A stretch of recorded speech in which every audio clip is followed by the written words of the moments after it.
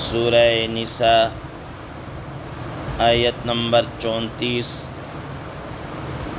آپ حضرات کے پاس پیج نمبر ہے 164، سیکنڈ لاسٹ لائن ہے۔ اعوذ باللہ من الشیطان الرجیم، بسم اللہ الرحمن الرحیم۔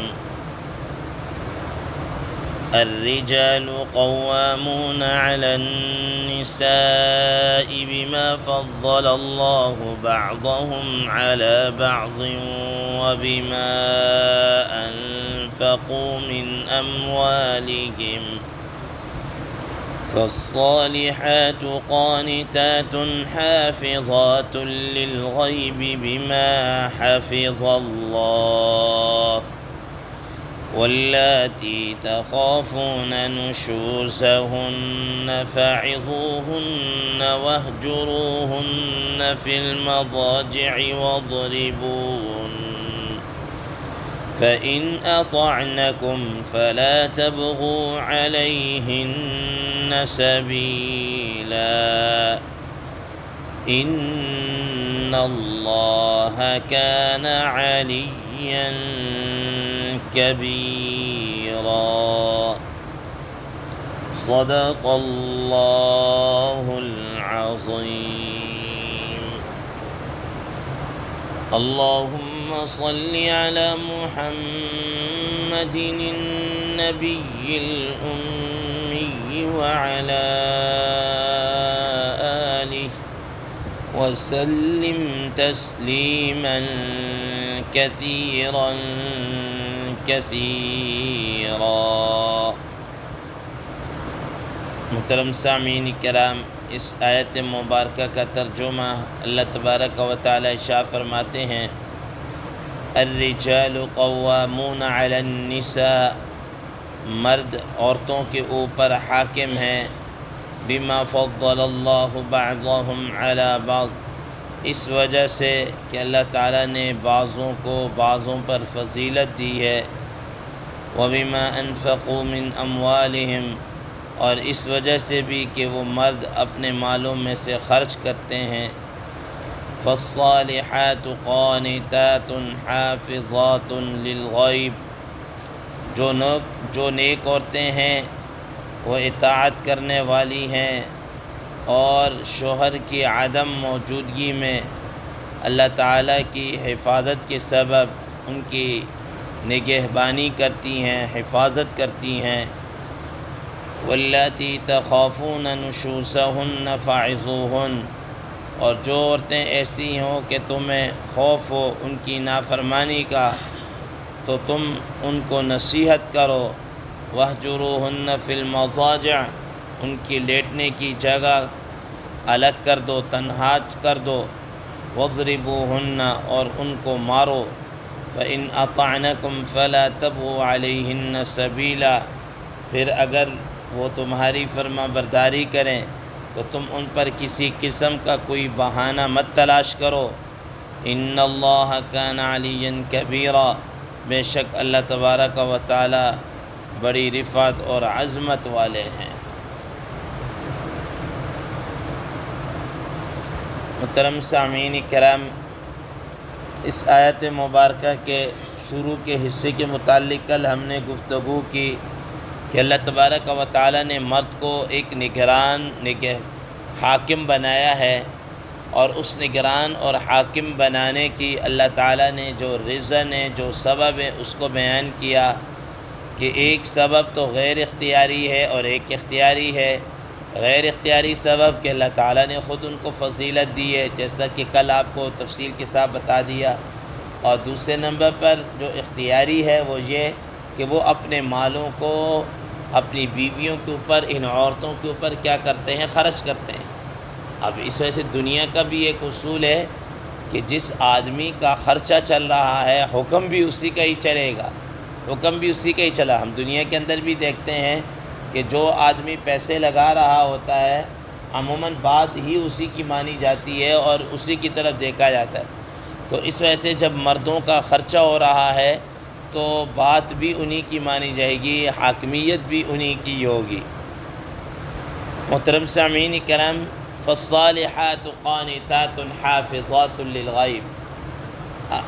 تو آج کی زیردست آیت مبارکہ کے اس ٹکڑے کے اندر اللہ تبارک و تعالی اب نیک عورتوں کے متعلق گفتگو کر رہے ہیں۔ فرمایا فالصالحات،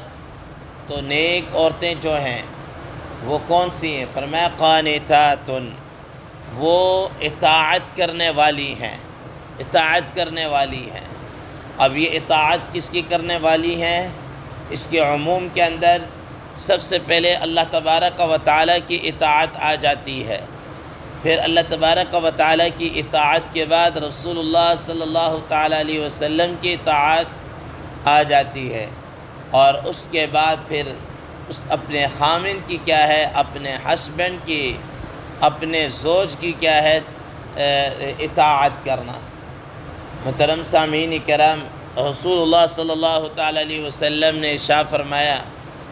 کہ جو عورت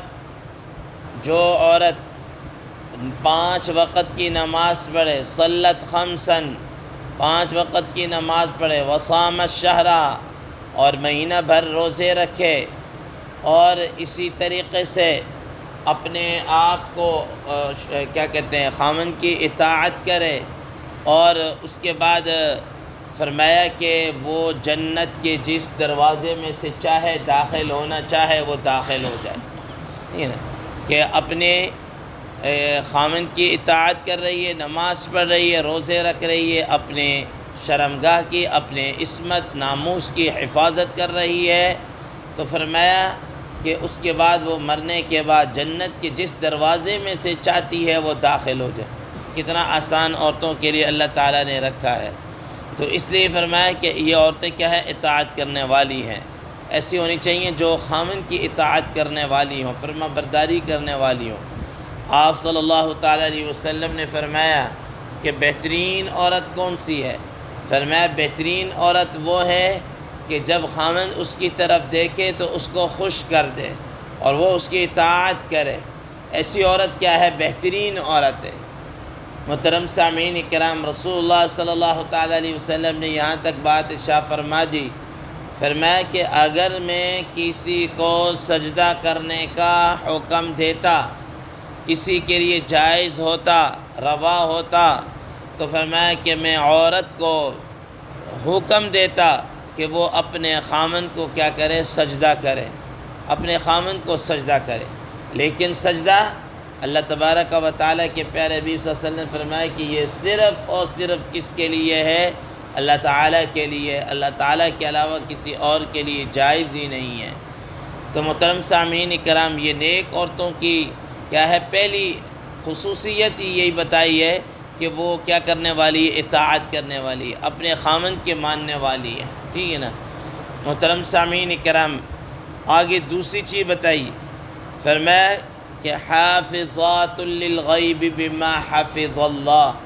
دوسری اس کی صفت یہ ہے کہ وہ خامن کی عدم موجودگی کے اندر، خامن کی عدم موجودگی کے اندر اس کی چیزوں کی حفاظت کرنے والی ہے،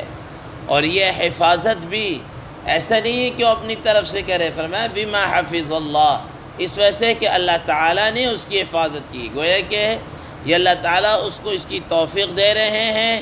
اور اس توفیق عزتی سے وہ کیا کر رہی ہے، اپنے خامن کی بھی حفاظت، مال کی اور ہر چیز کی حفاظت کر رہی ہے۔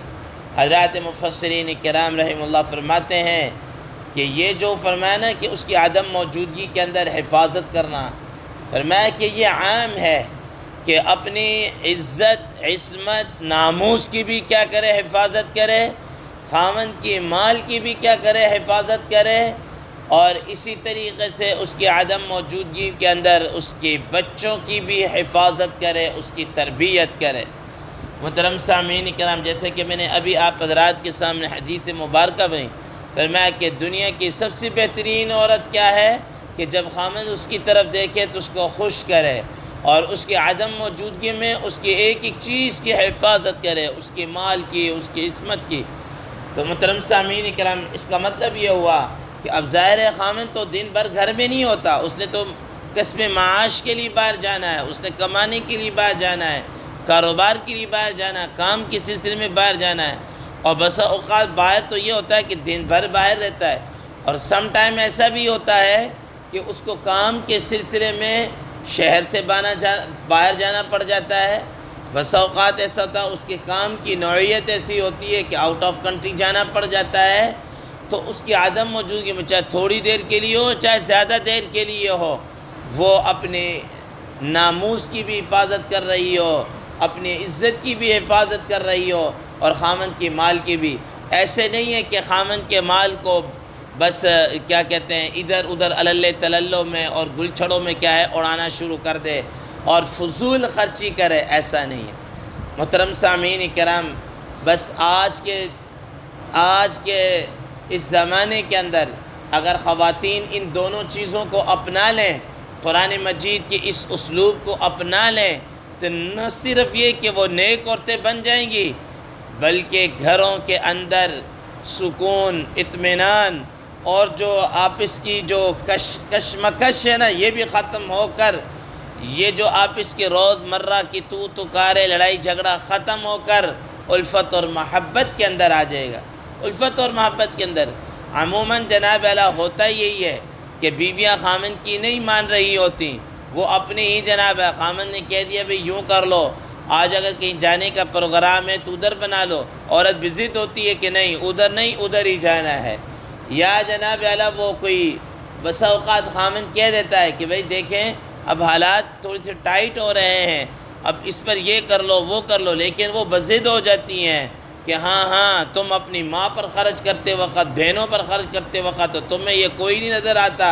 اور یہ اس قسم کی یہ باتیں اور یہ ساری چیزیں فضول، بس اوقات ایسا ہوتا ہے ضرورت بھی نہیں ہوتی۔ اب دیکھ لیں کئی دفعہ ظاہر ہے آپ کا بھی واسطہ پڑتا ہے، ہمارا بھی واسطہ ہے، بازاروں کے اندر جائیں گی، کوئی چیز نہیں بھی خریدنی ہوگی وہ بھی خرید کر لے آئیں گی، وہ بھی خرید کر لیں فضولیات کے اندر۔ تو رسول اللہ صلی اللہ تعالیٰ علیہ وسلم نے فرمایا کہ وہ عورتیں نیک ہوں، وہ عورتیں ہیں جو خامند کے مال کی بلا وجہ بلا ضرورت، اور ایسے ہی نہیں ہے کہ اس کو ضائع کر دیں یا اڑانا شروع کر دیں۔ تو اگر ایسی عورت اپنی عزت کی، ناموس کی اور خامند کی عدم موجودگی کے اندر اس کے مال کی اور اس کے بچوں کی حفاظت کرے، تربیت کرے، ان کو نیک و صالح بنائے، تو فرمایا کہ ایسی عورت کیا ہے؟ نیک ہے، ایسی عورت نیک ہے، گویا کہ اللہ تعالیٰ اس کو نیک کر دے، اور جو نیک ہوگا یا نیک ہوگی اس کا بدلہ سوائے جنت کے اور کچھ نہیں ہے۔ اب آگے ایسی عورتیں جو نافرمانی کرنے والی ہیں، اللہ تبارک و تعالیٰ ان کا بھی کیا کر رہے ہیں؟ تذکرہ کر رہے ہیں، جس کا انشاءاللہ العزیز کل کے درس میں ذکر کیا جائے گا۔ اللہ تبارک و تعالیٰ عمل کی توفیق عطا فرمائے۔ وآخر دعوانا ان الحمد للہ رب العالمین۔